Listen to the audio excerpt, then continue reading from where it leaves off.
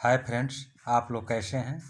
आपका अपना चैनल साहिल education point में आपका स्वागत है। आज हम लोग बात कर रहे हैं क्लास बीए पार्ट 2। आज का सब्जेक्ट है हिंदी ऑनर्स पेपर 3। इसका क्वेश्चन और आंसर दे रहे हैं। बहुत लोगों का कमेंट आया है कि आंसर भी बताइए, तो उसी का आंसर दे रहे हैं। आपका क्वेश्चन होगा, तोड़ती पत्थर कविता का भाव स्पष्ट कीजिए, या तोड़ती पत्थर शीर्षक कविता का सारांश लिखिए।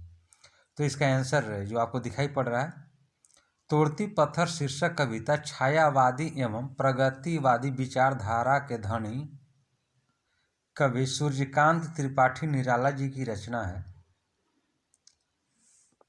प्रस्तुत कविता में कवि ने समाज के निम्न वर्गीय लोगों के प्रति सहानुभूति व्यक्त किया है, जो सदियों से शोषण और उपेक्षा का शिकार होकर अभाव और घुटन की जिंदगी जीने को विवश हैं। प्रस्तुत कविता समाज के निम्न वर्ग के प्रति कवि के स्नेह को दर्शाता है। इस कविता में कवि ने दीन दुखियों के प्रति अपनी स्नेह और सहानुभूति दिखाने के लिए इलाहाबाद के पथ पर पत्थर तोड़ने वाली नारी को माध्यम बनाया है और उसके काम करने की दशा और परिस्थितियों की चर्चा कर इनकी सामाजिक और आर्थिक स्थिति में सुधार हेतु अप्रत्यक्ष रूप से कदम उठाए जाने की आवश्यकता पर जोर भी दिया है। कवि के अनुसार इलाहाबाद के पथ पर पत्थर तोड़ने वाली नारी न तो लावण्यमयी है और न ही सुकुमारी। वह नारी न तो कालिदास की रूपवती नायिका है और न ही इसकी तुलना हम बिहारी की भावमयी प्रतिमा से कर सकते हैं।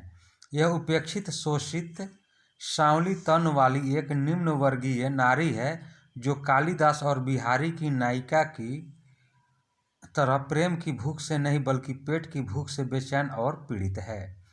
यह नारी प्रचंड गर्मी के दिन में झुलसाती हुई लू के बीच झुकी हुई आंखों से हाथ में भारी हथौड़ा लेकर सड़क पर बार बार पत्थर पर प्रहार कर रही है। धूप की चिंगारियों से पृथ्वी मानो रुई के समान जल रही है। दिन चढ़ गया है, दोपहर हो चुकी है, परंतु यह नारी भीषण गर्मी की प्रचंडता के बीच सड़क पर श्रमरत है। उसे छाया नसीब नहीं है। विषम परिस्थितियों में काम करती इस स्त्री की आंखों के सामने पेड़ों की कतार हैं, अट्टालिकाएं हैं, जिसके पास छायादार पेड़ भी है, परंतु वहाँ बैठकर 2 पल विश्राम करना इसके नसीब में नहीं है। इसके नसीब में तो केवल श्रम करना ही लिखा है। यहाँ कवि ने सामाजिक वर्ग वैषम्य की चर्चा कर समाज में व्याप्त संसाधनों की विषम वितरण को और भी हमारा ध्यान खींचा है। सड़क पर काम करते इस नारी को देखकर कवि सहानुभूति की भावना से भर जाता है। वह बंद अट्टालिकाओं में भौतिक सुख सुविधाओं के बीच जीवन यापन करने वाली नारी नहीं है। यह तो आग उगलते सूर्य के नीचे काम करने वाली मजदूरिन है, जिसे धूप में छाया की तलाश नहीं है। वह तो कर्म करने में ही अपनी मुक्ति देखती है। छायादार अट्टालिका को देखकर भी उसकी अनदेखी करना ही उसकी नियति है। कवि को उसकी आंखों में करुणा का भाव दिखाई देता है।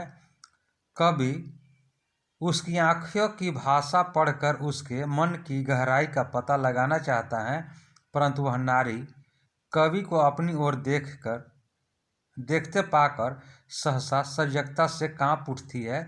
माथे पर पसीने की बूंदें लिए वह एक बार फिर पत्थर तोड़ने लगती है, मानो वह कवि से कहना चाहती हो कि उसके भाग्य में तो केवल श्रम करना ही लिखा है। भावों का प्रदर्शन करने की इजाज़त नियति ने उसे नहीं दी। उसे तो शोषण और उपेक्षा की मार झेलना है, परंतु आंसुओं में मार के दर्द को अभिव्यक्ति प्रदान करने की उसमें हिम्मत नहीं है। यह था आपका इसका आंसर। अगला क्वेश्चन है, अज्ञा लिखित यह दीप शीर्षक कविता का सारांश प्रस्तुत कीजिए, अथवा यह दीप शीर्षक कविता में कवि ने व्यक्तिवादिता के ऊपर सामाजिकता को प्रतिपादित किया है कैसे, अथवा यह दीप शीर्षक कविता का भाव स्पष्ट कीजिए। दोस्तों यह क्वेश्चन आपके एग्जाम के लिए बहुत ही महत्वपूर्ण है। इसका आंसर है कविवर अज्ञा लिखित यह दीप शीर्षक कविता जीवन और समाज के प्रति कवि के गहरे चिंतन को स्पष्ट करता है। कवि के सामाजिक चिंतन की सृजनात्मक अभिव्यक्ति के साथ साथ इस कविता में हमें कवि के व्यक्तित्ववादी दृष्टिकोण के भी दर्शन होते हैं। कवि व्यक्ति को साथ लेकर समाज का अंग बने रहना चाहता है, परंतु सामाजिक कल्याण के दौड़ में वह अपने व्यक्तित्व को एक विशेष पहचान भी देने को इच्छुक है। वह किसी भी सूरत में व्यक्तित्व के हनन की बात स्वीकार करना नहीं चाहते। कवि स्वयं को दीप के बिंब के रूप में प्रस्तुत करते हैं। वे कहते हैं कि यह दीप अन्य दीपों से भिन्न और अकेला है, क्योंकि उसके उद्देश्य, लक्ष्य, सोच और क्रियाकलाप सब भिन्न है, अन्य दीपों से मेल नहीं खाते। परंतु कवि को एकाकीपन से भय या डर नहीं लगता। वे अपनी स्थिति को लेकर थोड़ा भी हताश नहीं है। उन्हें इस बात का गर्व है कि अकेला होते हुए यह दीप स्नेह और मादकता से परिपूर्ण है। कवि दीप को पंक्ति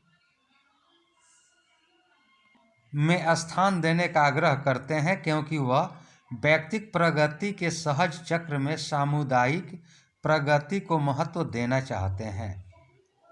कवि अपनी लघुता में ही संतुष्ट रहकर सृजन करना चाहते हैं।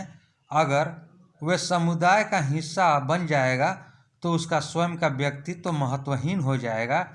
कवि कहते हैं कि व्यक्तित्व का सामाजिक विलय उसे मंगल गान भले ही दे, लेकिन निजता की समाप्ति उसके जीवन के विश्वास को ही समाप्त कर देगा।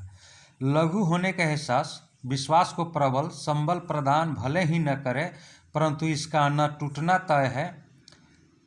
कवि कहते हैं कि उसकी लघुता चिरखंड आत्मज्ञान से भरा है। यह आत्मज्ञान उसे कुत्सा, अपमान और अवज्ञा के तीखे अंधेरे में भी प्रबुद्धता और श्रद्धा के साथ सतत जलते रहने को प्रेरित करते हैं। साथ ही कुछ जानने और समझने की जिज्ञासा भी उसमें बनी रहती है। कवि का मानना है कि जीवन की मधुरता और उसकी गरिमा एकला चलो रे में निहित है। किसी पंक्ति में जुड़कर अर्थात किसी समुदाय का हिस्सा बनकर या किसी पूर्व निश्चित विचारधारा पर चलने से शक्ति अवश्य प्राप्त हो सकती है, परंतु व्यक्ति सही अर्थ में शक्तिशाली तभी कहला सकता है जब वह अपने बलबूते समाज को एक नई रोशनी प्रदान करे। इसमें मौलिकता होती है, बनावटी एवं छद्म वेश उससे कोसों दूर होता है। वह अपनी सीमा अपने सामर्थ्य के अनुसार स्वयं तय करता है। व्यक्ति का महत्व अपनी समग्रता के साथ खुद ब खुद स्थापित हो जाता है। वह भक्ति की ऊंचाई पर पहुंचकर अपनी अस्मिता नहीं खोता है। दोस्तों यह वीडियो आपको कैसा लगा? वीडियो को लाइक करें, शेयर करें। चैनल पर नए हैं तो चैनल को सब्सक्राइब कर लें, बेल आइकन का बटन दबा दें, जिससे कि जो भी वीडियो हम अपलोड करें सबसे पहले आप तक पहुंच सके। अब हम लोग अगले वीडियो में मिलेंगे, तब तक के लिए जय हिंद, जय भारत।